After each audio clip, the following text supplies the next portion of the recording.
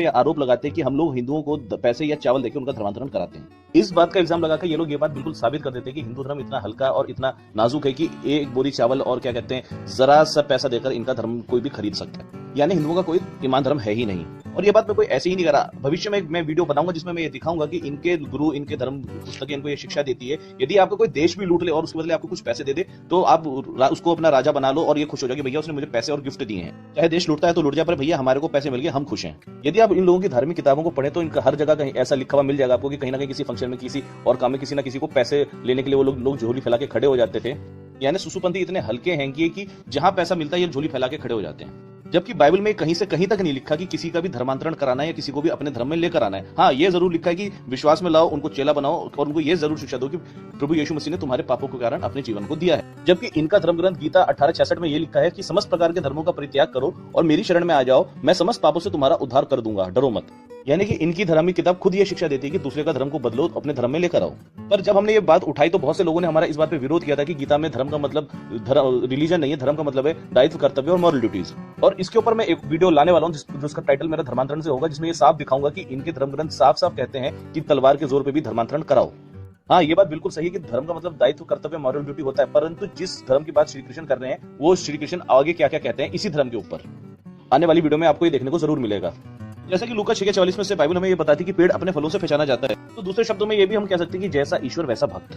मैं आपसे एक सवाल पूछना चाहता हूँ, हम लोग ईश्वर को क्यों मानते हैं? क्या इसके लिए नहीं कि ईश्वर हमारे सारे दुखों को हमसे ले लेता है? ईश्वर के लिए कुछ भी करना असंभव नहीं है, ईश्वर सब जानता है और हमारा ईश्वर हमसे प्रेम करता है। उसे खूब अच्छी तरह पता है कि मेरे बच्चे की हालत क्या है, मेरे बच्चे को किस वक्त किस चीज की जरूरत है, और ईश्वर अपनी योजना के अनुसार उस चीज को पूरा करता है। हाँ, इस चीज में कोई दो राय की बात नहीं है कि बहुत सारी चीजें हमारे को टाइम पे नहीं मिलती, हो सकता है परमेश्वर हमें चीज प्रोवाइड भी नहीं करता। कई बार ऐसी चीजें हो जाती हैं कि भाई हमारे को समय पे ये चीजें नहीं मिलती, क्योंकि परमेश्वर ये भी जानता है कि अगर मैंने इस व्यक्ति को ये चीज दी तो हो सकता है इसको कोई भारी नुकसान हो जाए। पर क्या हो कि आप परमेश्वर के पास जाए अपनी दुख को लेकर, अपने दिल की हाल को लेकर, और परमेश्वर आपकी जेबों को टटोलना शुरू कर दे कि ला भाई तू मेरे लिए क्या लेकर आया है। क्या आप इस चीज को इमेजिन कर सकते हैं?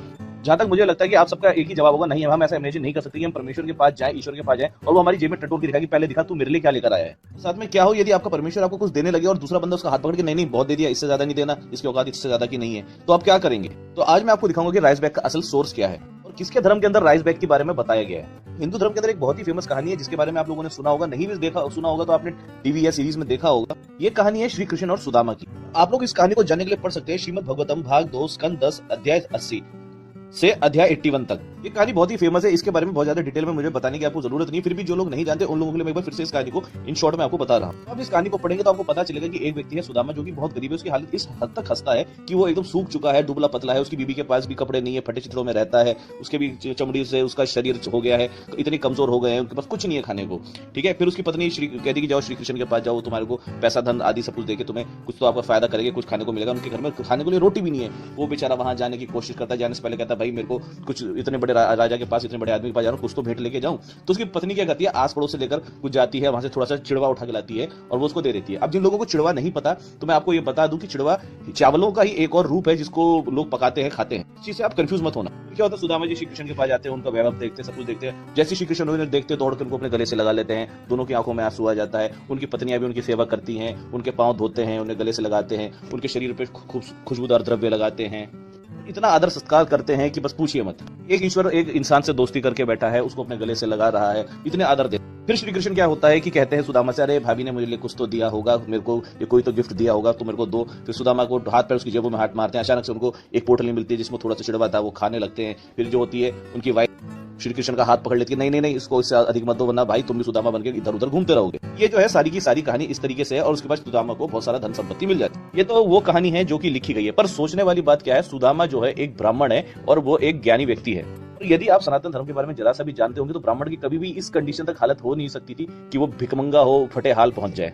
क्योंकि ब्राह्मण के पास क्षत्रियों से ऊंचा स्थान था, उनको हर चीज में उनको भोग लगाना जरूरी होता है, हर चीज में उनको दान दक्षिणा देना जरूरी होता था। यानी सेठों से ज्यादा मजे की जिंदगी ब्राह्मण जिया करता था। यहाँ तक कि ब्राह्मण शूद्रों का धन संपत्ति भी छीनने का अधिकार रखता था। तो ये जो कहानी को गढ़ा गया है बिल्कुल ही बोगस और बकवास है, केवल इंसान की भावनाओं से खेलने के लिए कहानी गढ़ी गई है। इस कहानी का उद्देश्य केवल ये बताना है कि जो ब्राह्मण है वो ईश्वर से भी ऊपर स्थान रखता है, कि ब्राह्मण को देखकर ईश्वर खुद उसके चरणों में बैठ के उसके पैरों को धोता है, एक राजा उसके पैरों को धोता है और उसके बाद उसको खूब सारा दान दक्षिणा देता है। तो हम आते हैं अपने टॉपिक में कि इस सारी कहानी के बीच में राइस बैग असल में है। तो ये मैं अब आपको पढ़ के सुनाता हूँ। इसे जानने के लिए हम पढ़ेंगे श्रीमद् भागवतम भाग 2 स्कंद 10 अध्याय 81 श्लोक 8 से 11।